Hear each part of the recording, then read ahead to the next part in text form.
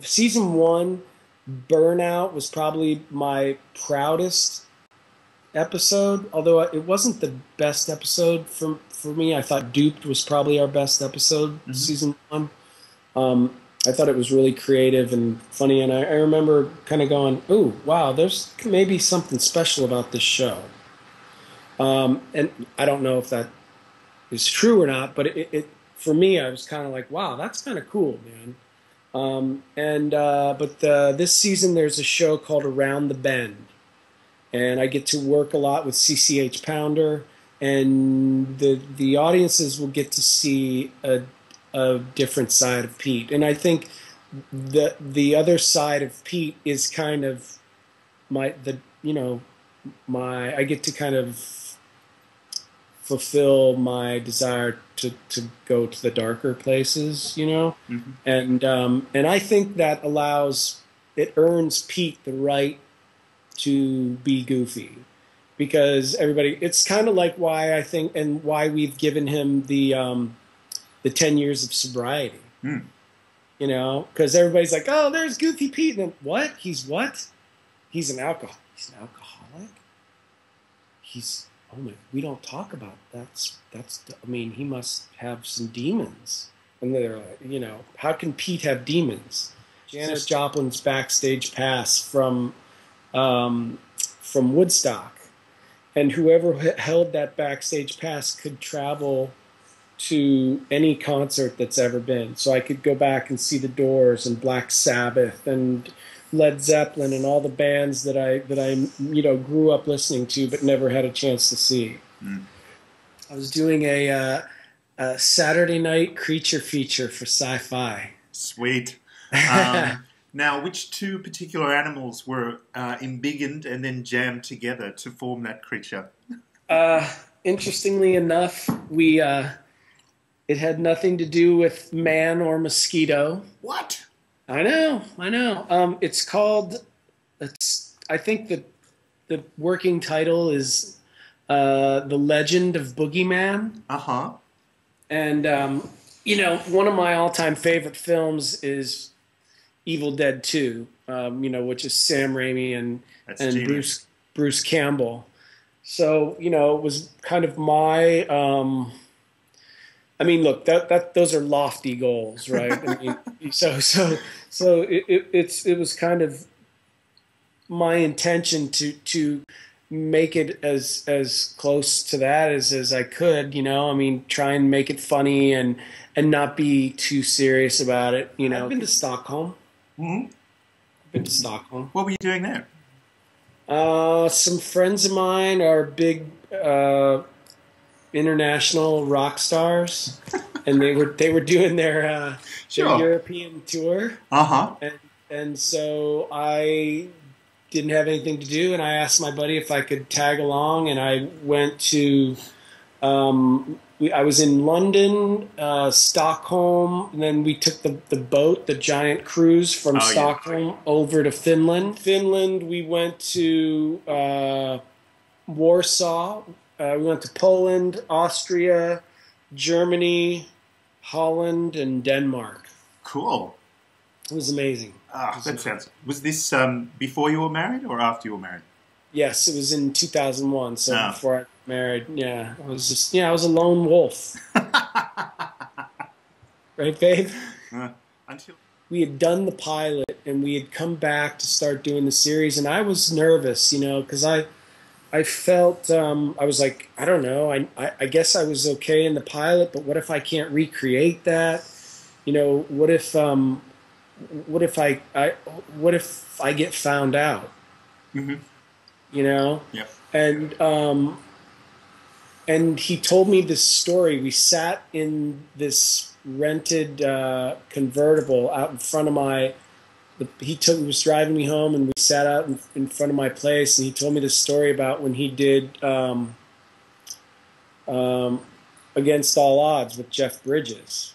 The director had just come off Officer and a Gentleman, and this guy made Saul do like 50 takes of this thing, and Saul was melting down. He was like, I don't know, maybe what am I doing? And Jeff just said, man, you got to trust in what you're doing. Just said, look, I work with you on the pilot. You're great. Just trust, just believe, just quit being a dumbass, get your head out of your ass.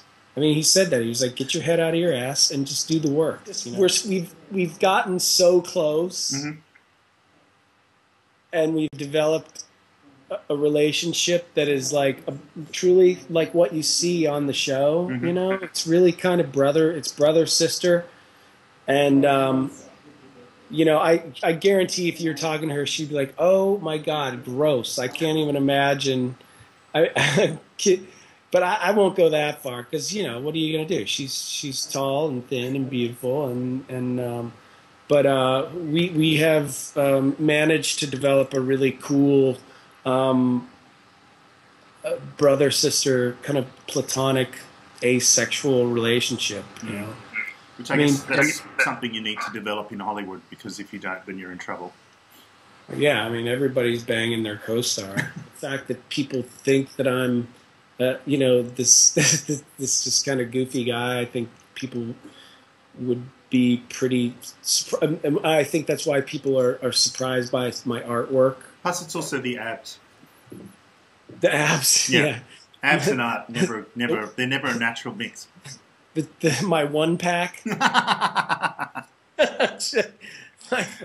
Yeah, it's the ab. But so with my artwork, I don't have to. I'm not desperate in my art, so I can kind of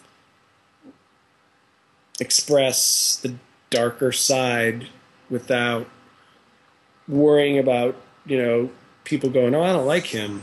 I can play the drums a little bit, not great, but pretty well, and I mean, I can keep time. And hey, Ringo could keep time. Yeah, exactly. That's all you need. And I think I was told they're going to do a thing where, in order for Micah to snap out of the whatever spell the artifact has her on, I have to play this drum roll from Neil Peart. I mean, impossible to play, of course, because Neil Peart, but I'll do the best I can. See, I think you should go back to the writers and say, no, we make it interesting, and it has to be a Def Leppard drum solo, and I have to have one hand tied behind my back. I could use a flipper. I just thought it was brilliant. I mean, the fact that she used the pseudonym because people of the time would never accept that a woman could write so extraordinarily is just, it really speaks to the intelligence of our writers and how socially aware and how much they are there's a lot of social conscious in the show. I love if everybody thought I was David Boreanaz for 15. I mean, I can't tell you how many autographs I signed as Angel. I got a free pizza out of the deal one time. And Allison was all, bent out of shape because I was so excited about being on this billboard. And I just said to Allison, I go, look, man, I'm an old man. This is my first billboard. By the time you're my age, you will have been on so many billboards that you won't care. So forgive me if I'm a little excited, but, I mean, just take it easy. You're going to be just fine. And it was all good, but yeah, she's ready to get in there and go, and she's incredibly talented, and she's going to be a big star. That's my prognostication.